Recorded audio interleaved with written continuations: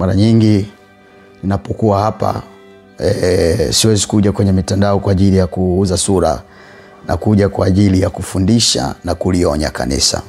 Naomba tusome maandiko matakatifu ya Biblia katika kile kitabu cha Waibrania 3 na ule mstari wa 13. Biblia inasema, lakini muonyane kila siku madam iitwapo leo, ili mmoja wenu asifanywe mgumu kwa udanganyifu wa dhambi. Biblia inatuambia kwamba tuonyane kila siku iitwapo leo. Yani kila siku iitwapo leo, Biblia inataka tuonyane. Na miongoni mwa kuonywa, Biblia inasema tunapoonya ili mmoja wenu asifanywe mgumu kwa udanganyifu wa dhambi. Manake maonyo yanakuja kumtoa mtu katika dhambi. Kwa hiyo tumepewa hiyo fursa, au tumepewa hiyo nafasi sisi watu wa Mungu kuonyana, ili watu wasije wakawa wagumu na kuendelea kuishi katika ile dhambi wanayoishi. Kwa maana tumekuwa washirika wa Kristo. Maana yake wewe kama ni mshirika wa Kristo umekuwa, lazima ukubali kuonywa kila siku. Kama tukishikamana na mwanzo wa uthabiti wetu kwa nguvu mpaka mwisho. Kama tukishikamana, kwa maana tumekuwa washirika wa Kristo. Kama tukishikamana na mwanzo wa uthabiti wetu kwa nguvu mpaka mwisho. Hapo inenwapo leo, kama mtasikia sauti yake, msifanye migumu mioyo yenu kama wakati wa kukasirisha. Unajua watu wengi ambao wapendi kujifunza au wapendi kufunzwa ni wale wanapopelekewa maonyo na wakakasirika. Kupelekewa maonyo na kukasirika kwamba huyu mbona anatusema, mbona anatuzungumzia kwenye mitandao, kwa nini asingetufuata? Siwezi kwenda na wawezi kunikaribisha kwenye makanisa yao.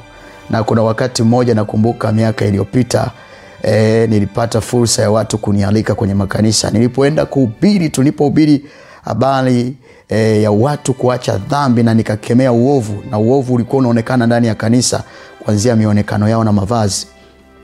Nilipomaliza kushuka, mchungaji alipanda akaenda akasaisha ili kulituliza kanisa litulie, wasiondoke wenye fedha na sadaka, kwa sababu ulipita upanga.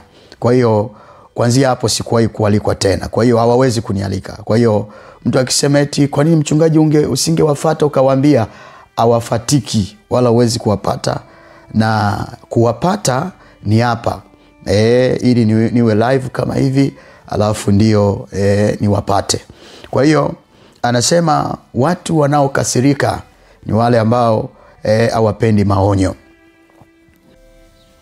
Anasema maana ni akina nani waliokasirisha waliposikia? Si wale wote waliotoka Misri wakiongozwa na Musa? Manake wale walipokuwa wakiongozwa na Musa, wale waliokuwa wakiongozwa na Musa kutoka katika ile nchi ya Misri kwenda katika nchi ya Kanaani, walikuwa ni watu ambao wakipewa maonyo wanachukia, wanakasirika. Sasa ukiona unapewa maonyo unakasirika, ujue mwisho wako ni mauti, kwa sababu hawa watu walipokuwa wakipewa maonyo wakakasirika, mwisho wake walifia jangwani na mizoga yao ikaishia hapo. Kwa hiyo lazima tukubali maonyo, na Biblia inahitaji tukemee na tuonye ili kanisa lipate kupona. Wapendwa, hukumu inakuja. Hukumu inakuja jamani. Hukumu inakuja. Hukumu inakuja. Hukumu inakuja. Hukumu inakuja.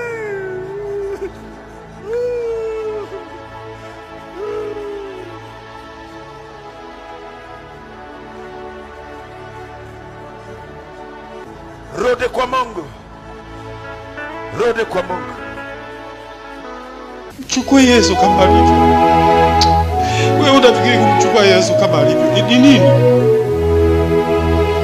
Ni ile tezuri yake. Kuna watu wakuelewi. Mungu Mungu atasema nanyi hata lini? Na wakati anakaribia kuja, lini utageuka uchukue sura yake? Kumbuka sura ya Kristo, siku hiyo utalia mwenyewe. Utalia mwenyewe. Utasema kwa nini nihukumiwe kwa haki yangu? Msembe mimi. Na unaweza ukaipata sura ya Yesu kwa jitihada yako. Usimama hapo tu